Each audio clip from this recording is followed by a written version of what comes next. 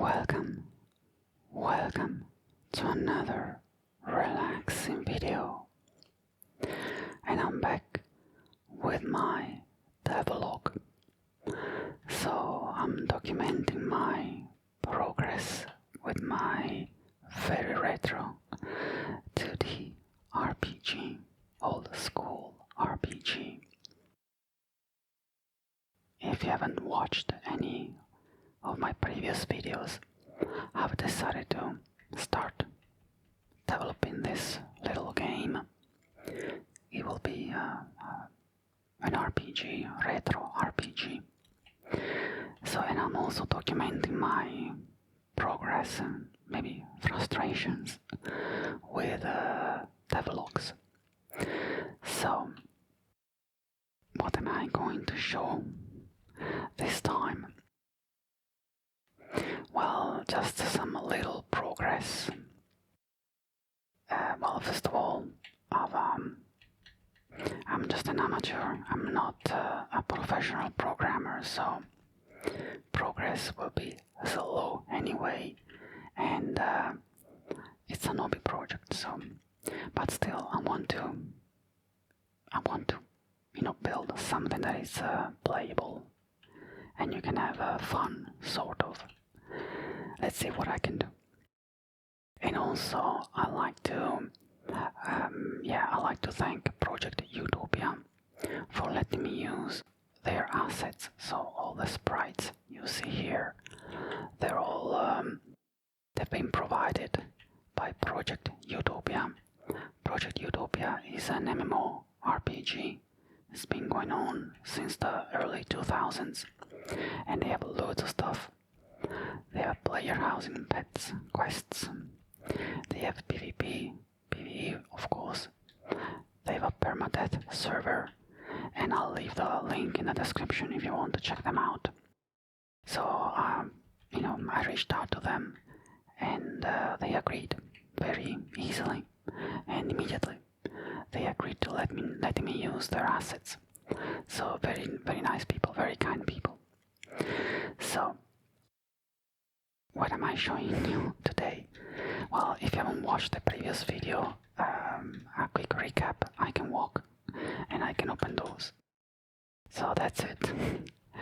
So I'm building the structure of the game, so the basic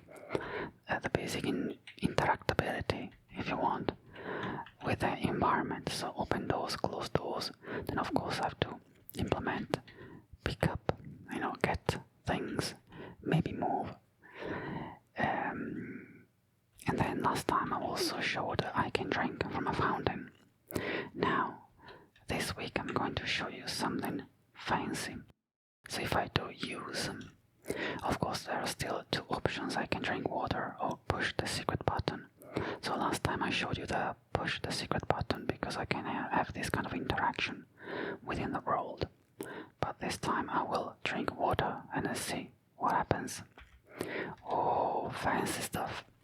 Fancy stuff. So this is an AoE effect. So basically I've added on the fountain the drink effect. So you drink and you drink water and you heal HP. So you get the feedback, you heal 4 HP. But then I added a second buff. In this case it was a debuff or sort of a trap. As I like an explosion, so an AoE effect, fire effect. And the sprites that I'm using, actually, it's a kind of a lava effect instead. Not really fire, but okay, that's what I have. Actually, I haven't got fire as a normal fire to use. I just realized, but okay, that's a different story. And so an AoE effect that appears when you do an action. So that could be a trap, for example. You open a chest and there's a trap that you haven't disarmed. And so you have an AoE effect with a radius and a certain amount of damage over time. And so you get this effect. So it lasts, I think, 3 or 4 seconds. And if you're in the AoE radius, you get hurt. Otherwise, you can move out. You don't get hurt. Or as you see, there's a rock here. Rocks. And those are actually a barrier. So I've implemented a sort of a line of sight kind of thing. So the radius of the explosion is not, actually it is checking if there's a barrier. And if there's a barrier, then it means that in that direction the radius is lower substantially. It won't be the full extent of the radius. So that's useful, well, to have a sort of a cover, but also useful if you have walls. Because if I had an explosion here or here, you don't want to have a, fire inside the walls, because a wall is a wall. You cannot, pass through the wall with the explosion. And, of course you can have, if you have an explosion, then the wall explodes. Okay.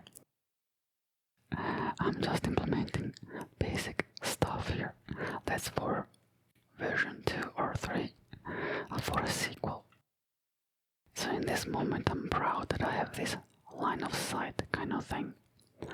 And the radius of the explosion is limited by having some barrier of a sort.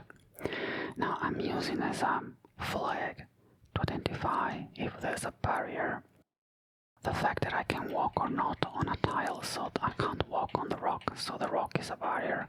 I can't walk on the wall, so that's a barrier. And the same with the tree. So anything that is a barrier that for me is a non-walkable tile, that is a barrier, and that limits the line of sight. In this case, for the explosion, the radius of the explosion, at least in a direction, is limited, is reduced by the presence of a barrier. So basically that's how I did it, and that's what I've been working on. Then also worked on weapons, because as you can see now, the character here has got a weapon. And now I have weapons, so I can create weapons. And they have different characteristics, base damage, crit chance, attack speed, sort of. And then I can add some more additional affixes. Well, not fancy stuff. It's not an action RPG actually, like Path of Exile, but I want to have at least 1 or 2 affixes. The +1 fire damage or +1 dexterity. And then, so at least I have weapons. Then I want to implement the armor, of course, and other items, potions, scrolls. Then I can have my inventory, so I was working also to have an inventory interface. But it will be all old school, so a lot of text, because that's how I want to do it. I'm sticking to my guns for now and doing it in a very, very old-fashioned, archaic way, so nothing fancy, no UI, and with a mouse and that kind of stuff, fancy stuff, modern stuff. So, and in case you're wondering, if you haven't watched the previous video, I can push the button and I open a secret passage. So I've wired these kind of actions that I think they, you have this kind of interactability with the world. So then let's see how it works in a real scenario, in a real map. But so far, at least I'm doing what I wanted to do. So yeah, so I've got the weapons. So, and then I want to implement, of course, the combat system. Once I have the weapons and the items. Now the combat system I mentioned in my presentation of the project, I want to do it as a turn-based combat, but not on a different combat screen like in JRPGs. So if I enter combat here, the combat will take place here exactly on this map in this scenario. So there won't be a loading screen and you don't transition into a combat, a combat map or a combat scene, not even a map. But maybe I could have a combat map. In the old days, certain games had not a combat screen like in JRPGs, but you load a smaller map. That is different if you're fighting near near some hills or in a field or in a swamp. So there will be the combat map for the area you're in, just plains and or a swamp or mountains or the hills or barren land, desert, something like that. That could be also an idea. But for now I'm thinking just to have the combat right here where I am. You just enter combat and it's turn-based. Classic turn-based. With action points, I think. So you have depending on the action, you will spend points and you have a certain amount of points to spend. That's the idea. Let's see if I can implement it and if I have fun when I play. Because I want to have fun playing this game, because it's a hobby project. I will not sell it. I don't think it will be sellable. So I will play it and I want to have fun when I play it. So if the turn-based combat is not fun for me, yeah, off it goes. It goes out of the window. So, but yeah, so I wanted to show the AoE effect and the line of sight. Then the weapons, yeah, they're implemented, but I can't show anything specific. Hopefully next time I might show you, or hopefully I will show you the inventory, how it looks and how you can navigate through the inventory and then equip the items and maybe show their stats, so you can also examine an item. But yeah, that will be for the next time, and it's a hobby project, so progression will be slow but constant. I hope I can keep a sort of a rhythm and show some progression on a regular basis. Alright, yeah, that was it. Very, very simple and quick. Hope you enjoyed. Thank you very much for watching. Slowly, I'm building the structure of the game.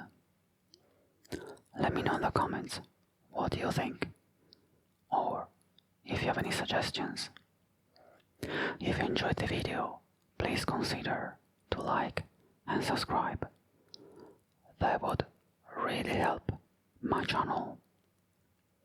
I'd like to thank all my supporters on Ko-fi and channel members too. And if you want to support me as well, you will find all the useful links and information in the description.